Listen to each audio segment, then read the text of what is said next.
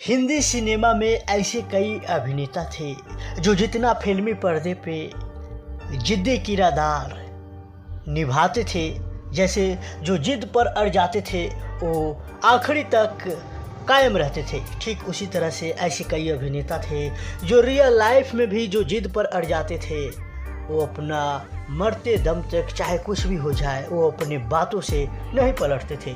उन्हीं में से थे दिलीप कुमार साहब और किशोर कुमार साहब। किशोर कुमार साहब अपने गाने को बैन करवा लिया था, लेकिन उन्होंने उस ज़माने में कांग्रेस सरकार के खिलाफ गीत नहीं गाया था।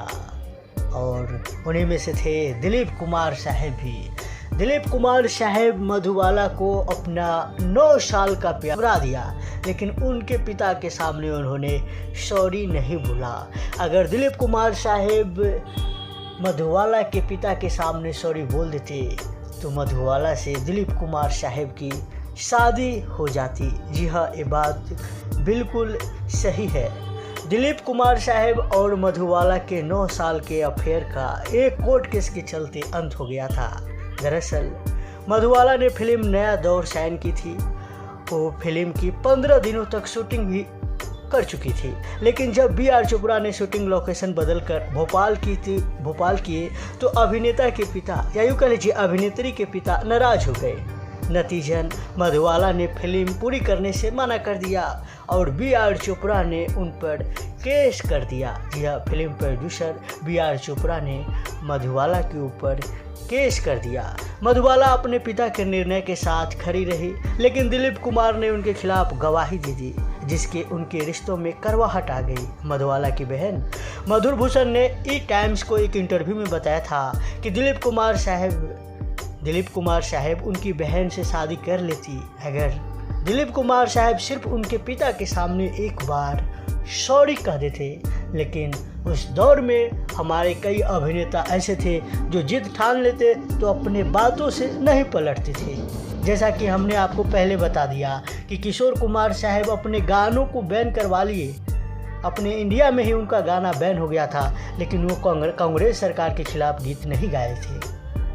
और उन्हीं में से दिलीप कुमार साहब भी थे। अपने 9 सालों का प्यार ठुकरा दिया, लेकिन मधुबाला के पिता के सामने सॉरी नहीं बोला। हालांकि अभिनेत्री मधुबाला ने कई बार दिलीप कुमार साहब को समझाए भी थे कि उनके रिश्ते की खातिर माफ़ी मांग ले, लेकिन उसके लिए तैयार नहीं हुए। उनकी बहन मधुर ने भी कहा था कि अगर कोर्ट केस नहीं होता तो मधुबाला और दिलीप कुमार साहब को निकाह हो जाता। जी हाँ, वैसे दिलीप कुमार साहब भी इस्लाम धर्म से भी ताल्लुक़ रखते थे, लेकिन उन्होंने फिल्मों में आने के बाद अपना नाम दिलीप कुमार रख लिया था।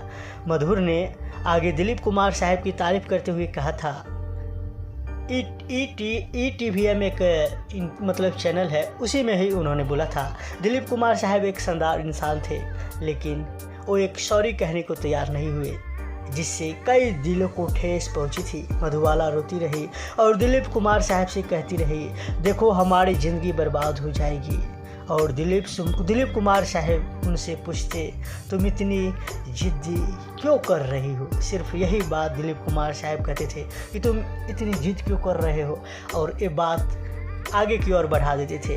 दिलीप कुमार साहब ने अपने biography Dilip Kumar the substance and the shadow में बताया है कि दोनों फिल्म तराना के सेट पर एक दूसरे की तरफ खींचे चले आए।